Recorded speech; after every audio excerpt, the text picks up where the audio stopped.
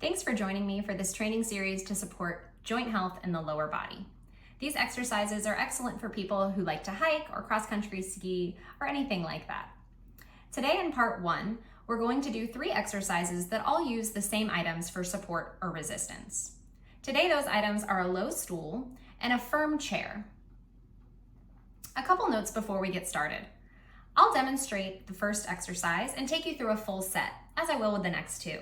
Feel free to pause and repeat, or restart the video if that's helpful. I prefer to do these exercises in bare feet.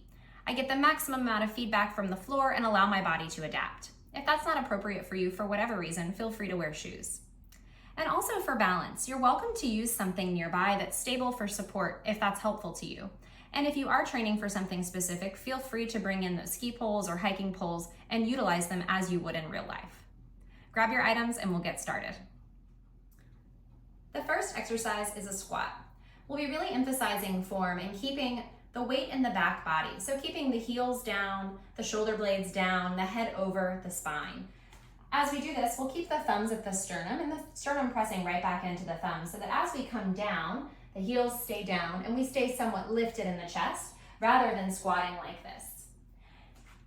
Using the chair or the stool for support can help to make you feel safer as you do that. It can also help you gauge how far down you're coming.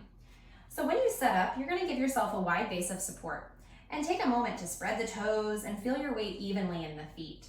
Bring those hands up to your chest. So again, the thumbs are pressing into the sternum is pressing into the thumbs. You can feel the back body align, the shoulder blades moving down, and slide your head right back over your spine. Now that you're set up for your squat, you're simply going to bend the knees and come down to tap, and then come back up. Of course, if you need a break in the middle of a set, you can bring more weight into the chair, but as you get up, try not to use momentum, right? We just want to use the strength of the legs. Of course, you can use a lower item like a stool if that's appropriate for you, or perhaps nothing at all, but really choose something that's going to give you the most support so that you can maintain the best form throughout.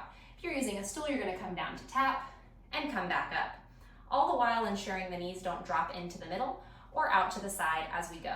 We want to align those knees with the second toe. All right, head to where you'd like to begin.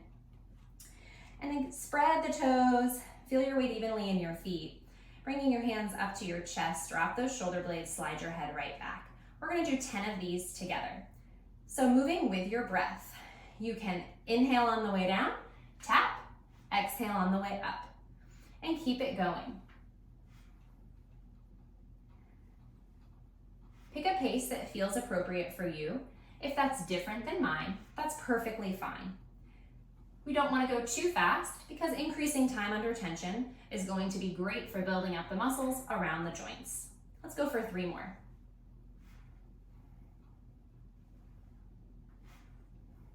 Last one. Feel free to pause and repeat that a couple more times, or you can do it again at the end of the video. The second exercise is going to be a lunge, but it's a little different than we're used to. We've got our surfaces here, both high and low. We're going to start on a higher surface. This lunge is going to have one foot up on the surface, and it's not going to be a super staggered lunge because it's going to be really more focused on your quad of the leg that's up on the surface. So still with the hands up, keeping the chest nice and tall, the head aligned over the spine. Instead of bending your back leg, in this lunge, we're going to bend the front leg so that the right knee, in this case, will go past the ankle. I know that's a little unusual. You'll feel this happening in the front of the thigh above the knee, strengthening there, ultimately to protect the knee. Now, this may not be a big range of motion. This can feel challenging just as it is. So you only want to go as far as you feel stable, and there's absolutely no pain within the knee. And then we'll back out and do it again. Now, to progress this, you can go much further if that feels appropriate. You can also back the back leg up and stretch into the hip flexor a bit more. A very progressed version of this lunge would be to use a much lower surface. This is much more challenging. So as you come to this lower surface, you're still going to be doing the same action, but because the surface is lower, the range of motion is different, the load feels heavier as well. So you're going to be coming forward and then pressing back up so that the knee is over the ankle. I absolutely recommend starting with a higher surface and eventually maybe progressing to a lower one. So set up with your chair and bring your first leg up to the surface of the chair. The back leg is going to be out to the side a touch, so you have a somewhat wide base of support rather than standing on a tight rope. You'll start with that knee over the ankle. You don't need a huge distance for the back leg to come behind the chair. Bringing the hands up again, nice tall chest. You'll bend into that front leg and explore how that feels. It may be a very small range of motion, and then press back so that the knee aligns over the ankle. Explore how far that works for you as we go here. Let's go for 9 more. Bending the knee as far as feels stable and safe, and pressing back.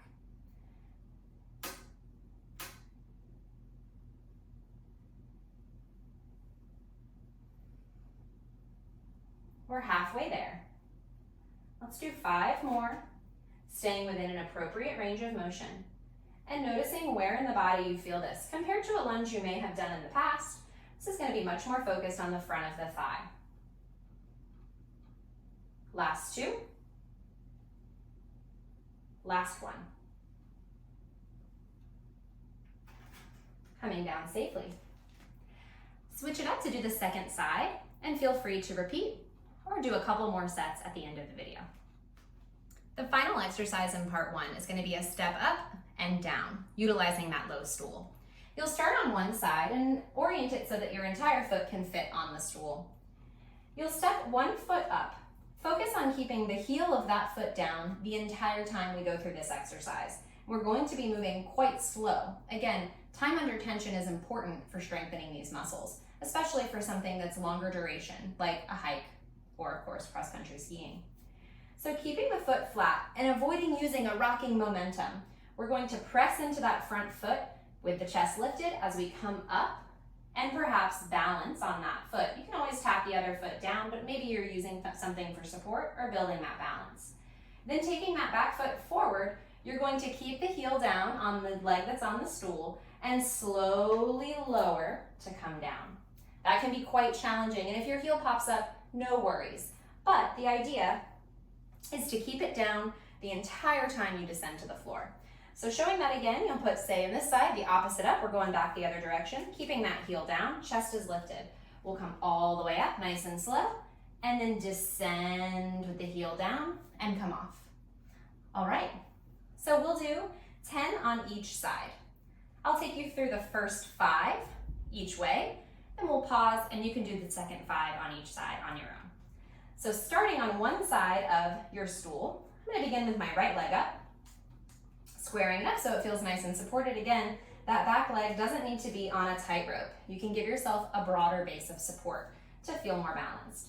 You can bring the hands up if that's helpful or drop them by the sides, but ultimately we want the chest tall and the spine aligned with the head back. We're going to press ourselves up without that momentum and slowly descend. Turning it around, we'll do the other side. Now it's my left foot, whatever order you're in is fine. Lack of momentum, come on up, heel down. Come on down, heel down. All right, that's 1 on each side. Let's do 4 more. We're going to refrain from speeding up here because as soon as you speed up, you're going to introduce that real desire to start using momentum. And we don't want to do that. We want to see how balanced we can keep our range of motion on each side, both for strength and noticing if you're taxing one side more than the other, you'll find that fatigue on your hike. Coming up nice and slow and down nice and slow. We're halfway there before we take that break.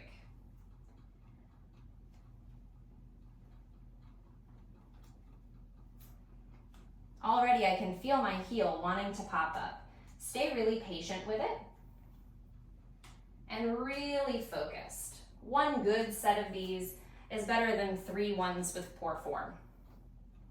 You can really feel the stretch at the back of the heel and the calf. And once again, just like in that lunge, you're going to feel this in the quadricep.